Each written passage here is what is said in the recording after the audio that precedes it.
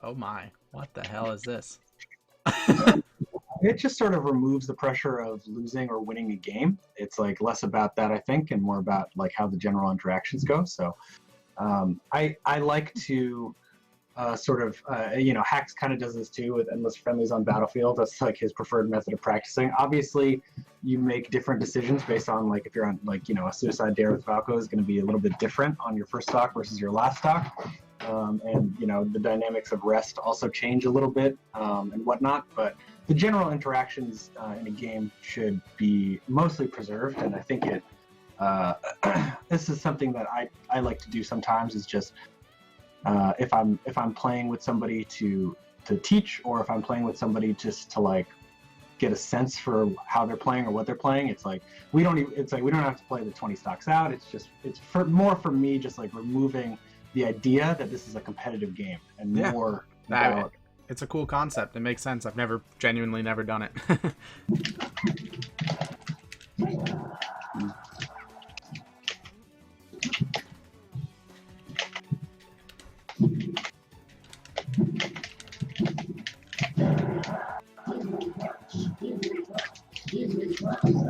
Hey, they started chanting.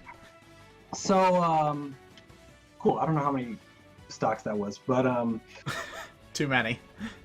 so when you're playing, what did you feel? Were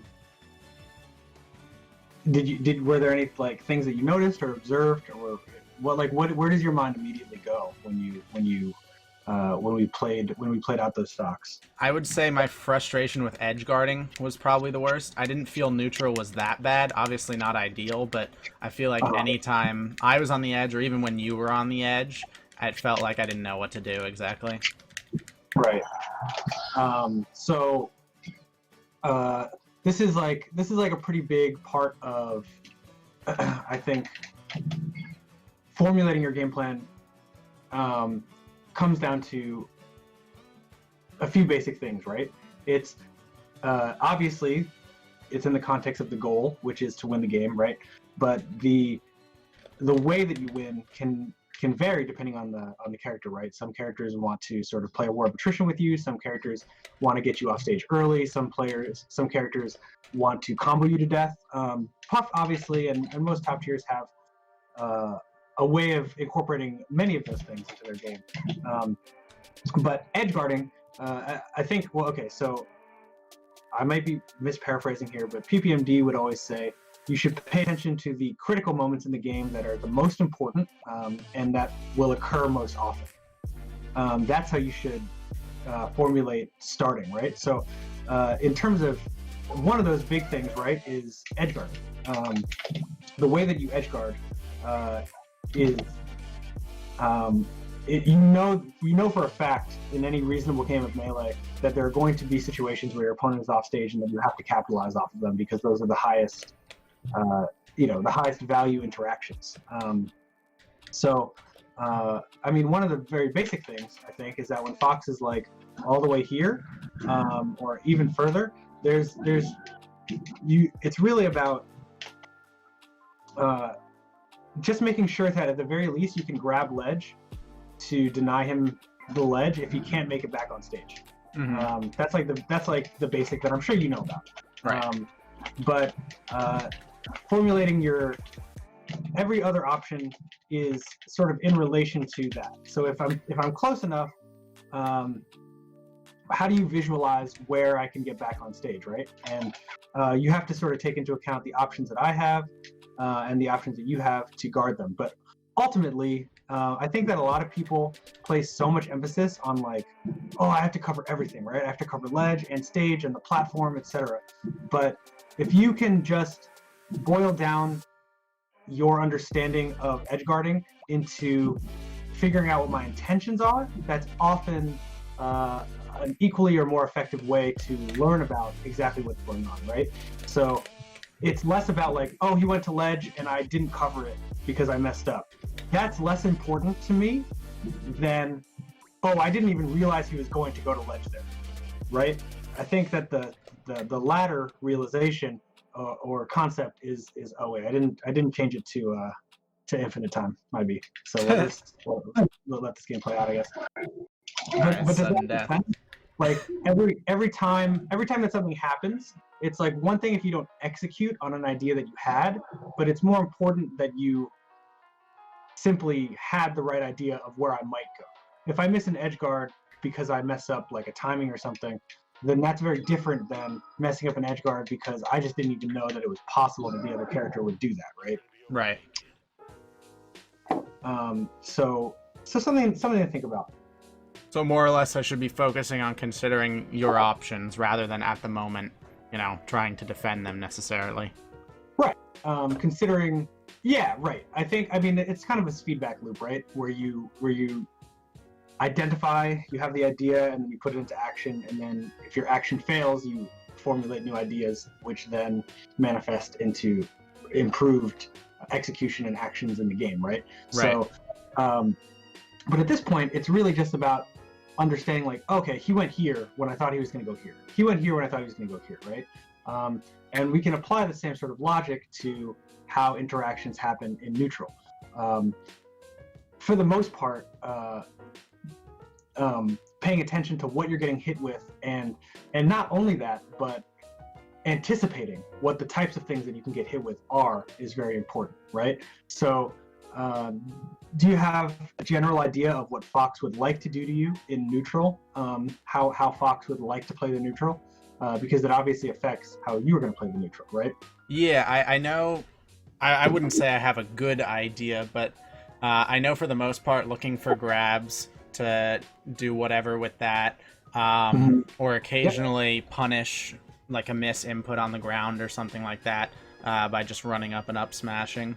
So those are pretty much what I look out for the most. I try not to input any moves when I'm on the ground because it's very easy for the Fox to just run up and then use an up smash and kill me with that. And then I don't exactly have a plan for avoiding grabbing. If I ever do get grabbed, though, I try and make sure to DI so that I don't get up smashed from that, or up aired. So let's think about, this is probably the most, and Hax just released a video on this, but let's talk about a very important interaction in Melee and how it influences neutral, right? So what do you think my game plan is right now? I assume you're trying to get to me because Puff's idea is to space away from you and land this shit. Nice. Yes, that's I think generally speaking, I would like to hit you, right?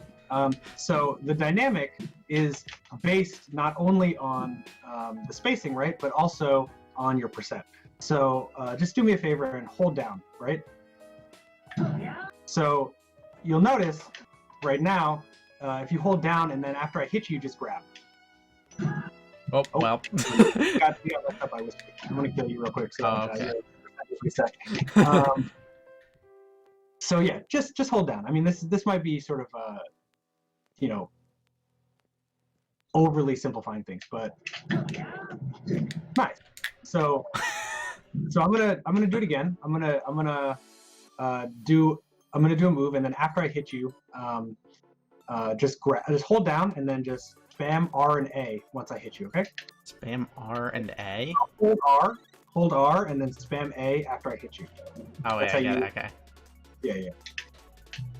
Oh, so you want to hold down first, and then once I hit you, you press R, or as I hit you, if you want to power shield it. But just to simplify it, yeah, just hold down. And why am I using R and A instead of grab?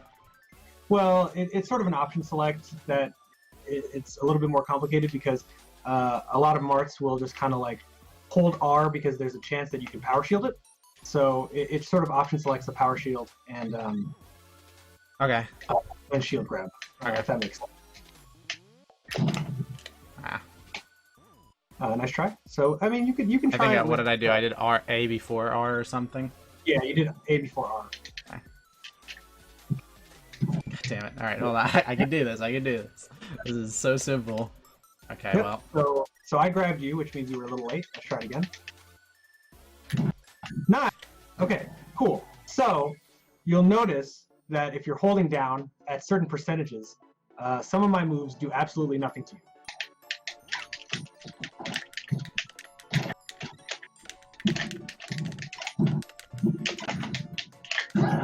Oh my god. Chased it.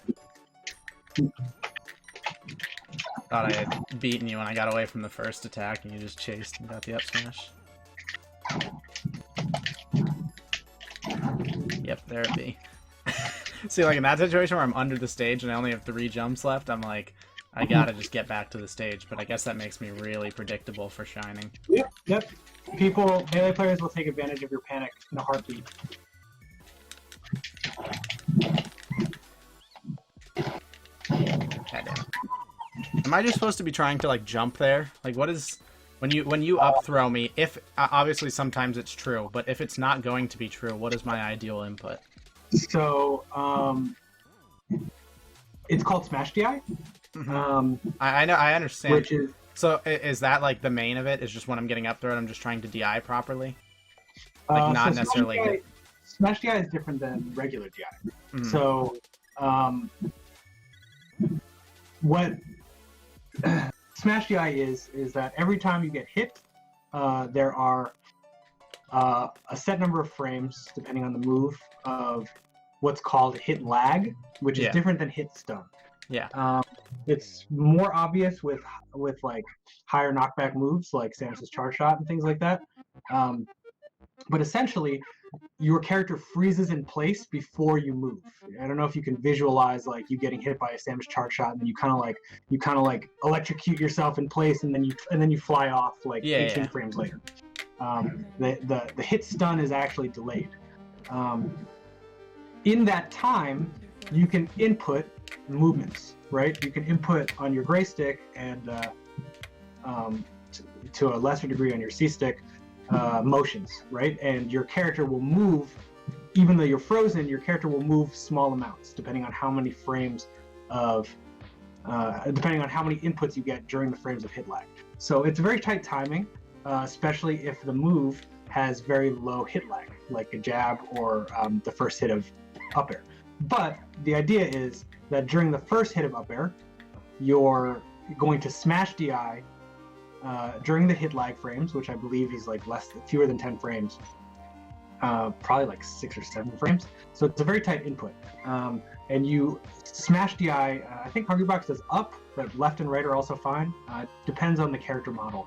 If you're skinny, you want to go left and right. If you're like small, then you can go up, and like it also depends on my drift, etc. But essentially, you want to move your character out of the range of the second hit of my up air by smash DIing during the hit lag of the first hit. There's also very good video explanations on this. I think SSBM Tutorials did a pretty good one a couple years ago. And that's how you can escape the second hit of my up air.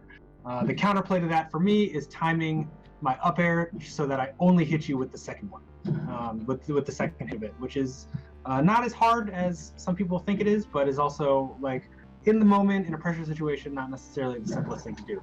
Gotcha. So does that answer your question? I know that it might not be that clear how all the mechanics work, but if you're interested, you can go and look up like how to smash DI. I'm pretty sure I've watched that exact tutorial. I guess I just sort of need to, I don't know, learn to apply it. That's all. Yeah. So GG's, man, and I hope that it was helpful for you. I hope that you edit me in a way that makes me not sound so crazy. But no, you'll seem incredibly coherent and intelligent. Don't even worry about it. I even like when I played with Mog, he was basically just sort of ranting off stories with no transition between them or anything, and I would edit like anytime he would be near the end of his story and he would say the word and or like so and then cut it to the next story, so it seemed like he was coherently transitioning. It's great. Don't worry, you'll seem good. Cool. Well, thank you for joining me. Yep. GG's, man. I'll catch you around, all right?